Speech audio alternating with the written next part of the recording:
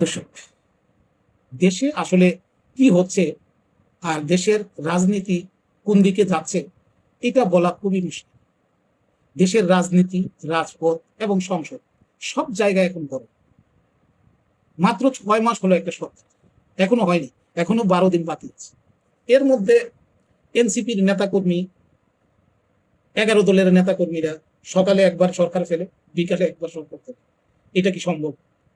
একটা দেশে এত টাকা খরচ করে একটা নির্বাচন হলো, সেই সরকারটাকে ফেলে দিয়ে আবার নির্বাচন, টাকায় মনে হয় গুতা। এটা মানে মামুর বাড়ির আবদার, সরকার ফেলে দেবে। কেন রে বাবা? সরকার কি করছে? সংসদের নতুন গেছে, সংসদের চেয়ারে বসাটা শিখো আগে। এই যে তোমাদের বিরোধী দলের নেতা, ও তো সংসদের শিশু, নতুন গেছে, এখনো তো চেয়ারটার মধ্যে কিভাবে বসতে হয় সেটাও তো জানে না। আচ্ছা, এই যে জামাত থেকে কয়জন এমপি আছে পুরাতন, এনসিপি থেকে কয়টা নেতা আছে, এখন তো তারা সংসদের ভাষাই বুঝোস না।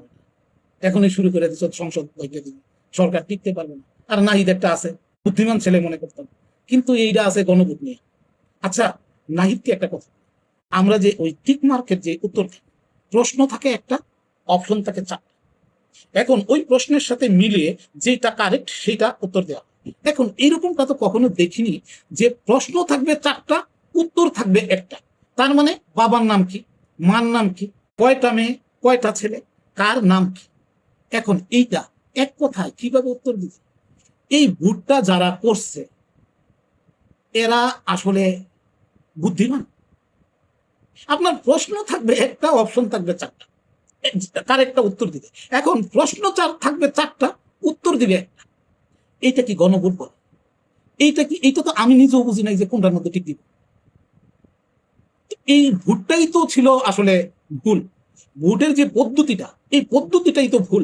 তো ভুল পদ্ধতির ভোটের রেজাল্ট দিয়ে এত মাতামাতি করার পিছনে কোনো যুক্তি আছে কিনা সেটা আমার জানা নেই। ঠিক আছে, সেটা আমার জানা। এক। 2 নম্বর হচ্ছে, এখানে যেমন 70% ভোট হয়ে গেছে, অন্যদিকে বিএনপি কিন্তু 1/3 ভোটে নির্বাচিত সরকার। আপনি গণভোট মানছেন, বিএনপির 1/3 সরকার মানছেন না, এটা কিভাবে? এটা তো হয় না, এটা হয় না। তো আমি যে জিনিসটা বলবো যে এই যে এনসিপি, এনসিপির উপর মূলত বাংলাদেশের মানুষের প্রত্যাশা ছিল অনেক। আমার নিজেরও প্রত্যাশা ছিল, নতুন প্রজন্ম, নতুন রাজনৈতিক দল নিশ্চয়ই বাংলাদেশের মানুষকে নতুন কিছু দিকে, নতুন কিছুর দিকে নিয়ে যাবে। কিন্তু ঘুচরটা খেলাম সেদিন, যেদিন শুনলাম জামাত এনসিপির গাড়ি ভর করছে আর এনসিপি দিয়া জামাতের কুলে উঠছে। সেদিন থেকে শুধু বাংলার মানুষের আশা প্রত্যাশা, আমার নিজেরও আশা প্রত্যাশা শেষ হয়ে গেছে। যেই দলটা যুগে যুগে বাংলাদেশের মানুষের কাছে রাজাকার আলবদর হিসাবে পরিচিত, 17 বছরের স্বৈরাচারী সরকারকে হটানো একটা সংগঠন সেই রাজাকারের কুলে গিয়ে উঠবে, এটা বাংলার মানুষ কখনো ভাবে, আমিও ভাবি। এই জন্য সেদিন থেকে এনসিপির উপর আমার যত আশা ভরসা ছিল সব শেষ হয়ে গেছে। এখন এনসিপি তো নিজের কথা বলছে, এনসিপি বলছে জামাতের শেখানো কথা। আর আরেকটা বিষয় আপনারা স্বীকার করেন আর না করেন, সেটা হচ্ছে এই যে জুলাই আন্দোলনটা হয়েছে, একটু মনোযোগ দিয়ে শুনবেন। এই জুলাই আন্দোলন যে হয়েছে, এই জুলাই আন্দোলনের সূত্রপাতটা সেটা হচ্ছে কোটা আন্দোলন। এই কোটা আন্দোলন থেকে রূপ নিতে নিতে, কোটা আন্দোলন থেকে কোথা থেকে ইয়ে হয়েছিল? এটা শুরু হয়েছিল পাবলিক লাইব্রেরি থেকে। নাহিদ অথবা আসিফ এরা এসে কয়েকজন যুক্তি করে এটা নিয়ে আস্তে আস্তে শুরু করলো। এইটা আস্তে আস্তে বড় হতে হতে হতে হতে হতে হতে তো বাংলার মানুষ তো আওয়ামী লীগের বিরুদ্ধে ছিল। যখন বাংলার মানুষ একটা মানে সুযোগ পাইলো, তাদের সাথে যোগ দিয়ে দিল, পুরো বাংলার মানুষ তাদের সাথে একাত্মতা ঘোষণা করল। আর এই যে আজকের যারা সার্জিস বলেন, হাসনাত বলেন, নাহিদ বলেন, আসিফ বলেন, যারা যারা আছে, তারা বাংলার মানুষের সমর্থন পায়। কারণ কি? গত 17 বছরের হাসিনার অত্যাচারে যারা নিপীড়িত, নির্যাতিত ছিল, তারাই কিন্তু একাত্মতা ঘোষণা করছে। আর তাদের বলেই কিন্তু এরা আজকে পাবলিক লাইব্রেরির সিঁড়ি থেকে উঠে আসা, একটা বিষয় নিয়ে আন্দোলন করা আর বাংলাদেশ চালানো, বাংলাদেশের রাজনীতি করা এক জিনিস নয়। সুতরাং এরা আজকে যা করছে সব জামাতের শেখানো কথায়, দেখানো পথে কাজ করছে। এইটা তাদের ভবিষ্যতের জন্য কতটা খারাপ হবে এবং কতটা খারাপ পরিণতি সামনে আসছে, এটা এরা চিন্তা করতে পারতেছে না। নাসিরউদ্দিন পাটোয়ারি, ওকে থামো। ওর মতো বেয়াদব বাংলাদেশে আমি একটাও দেখিনি। আরে ভাই, রাজনীতি করবে, রাজনীতি হবে কি? গঠনমূলক আলোচনা হবে। গঠনমূলক আলোচনা কর, গঠনমূলক সমালোচনা কর। একজন নেতার বিরুদ্ধে তুমি সমালোচনা করতেই পারো, কিন্তু গঠনমূলক। মির্জা আব্বাস নিয়ে কয়দিন কি করলো? ওর চেহারার মধ্যে শয়তান ভর করছে। ও যে কি হয়েছে ও নিজেই জানে না যে ও কি হয়ে গেছে।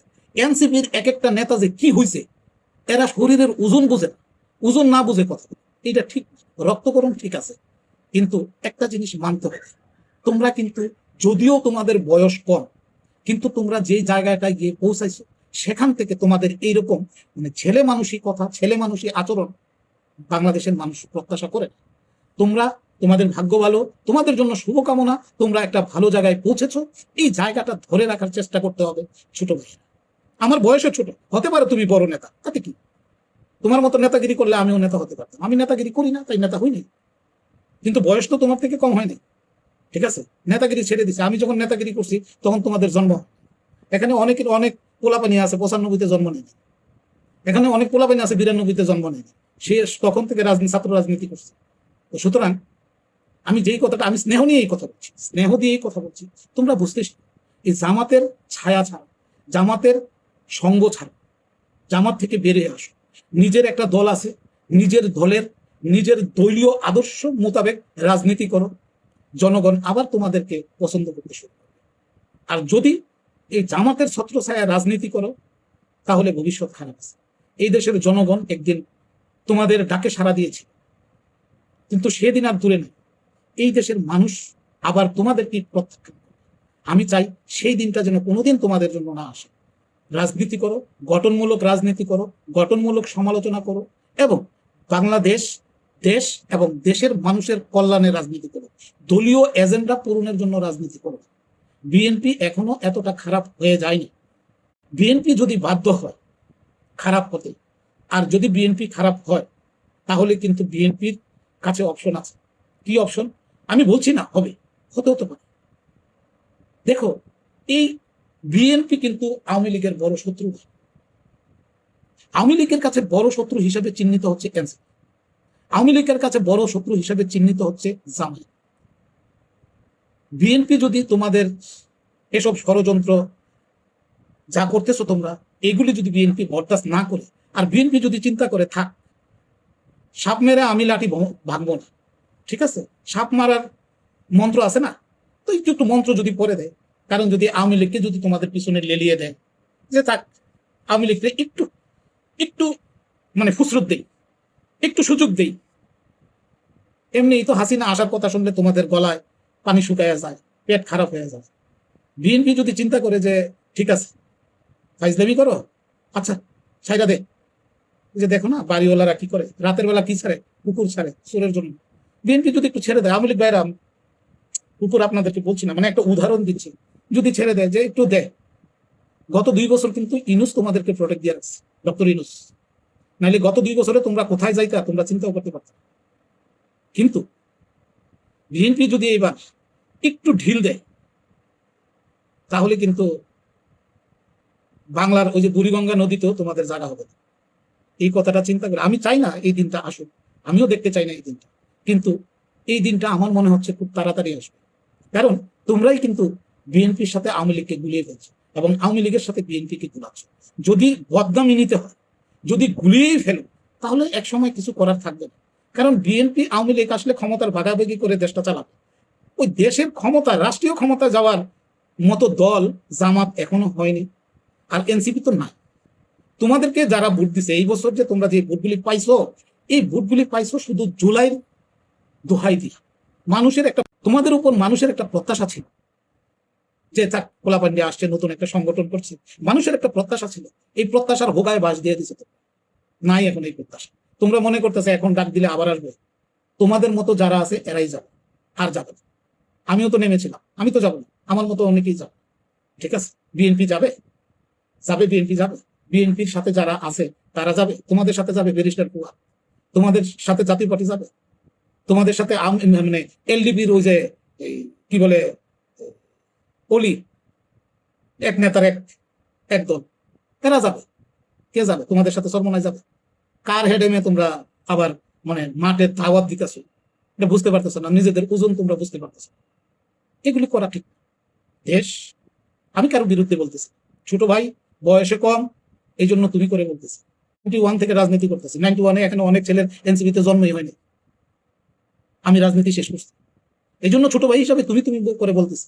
এইসব গাঞ্জাখুরি কথা, এসব গাঞ্জাখুরি স্লোগান, এগুলি বন্ধ করো, ঠিক আছে? মনে রাখো, ওই যে টঙ্গিপাড়ার থেকে না, কোথায় টঙ্গিপাড়ায় তো আসিনার এলাকা থেকে বাংকারের ভিতরে ঢুকতে আইসি না, এবার সিলেটে গিয়ে মায়ের খাইতেছে, মায়ের কিন্তু খাওয়া স্টার্ট হয়েছে। আর যেই জিনিস একবার খাওয়া স্টার্ট হয়, এটা কিন্তু থামে না। এই কথা চিন্তা করে আগামী দিনগুলি চলাফেরার চিন্তা, ঠিক আছে? আর পারলে দেখো তোমাদের ডাকে কয়জন আসে, হুঙ্কার দিয়ে কাজ হবে। এখন আর হুঙ্কারের সময় নেই, ঠিক আছে? হুঙ্কার দিয়ে লাভ নেই, এইসব হুঙ্কার এখন আর হয় না। হাসিনার আমল এখন নাই, ঠিক আছে? হাসিনার আমল নাই। বুঝলে বুঝপাতা, না বুঝলে তেজপাতা।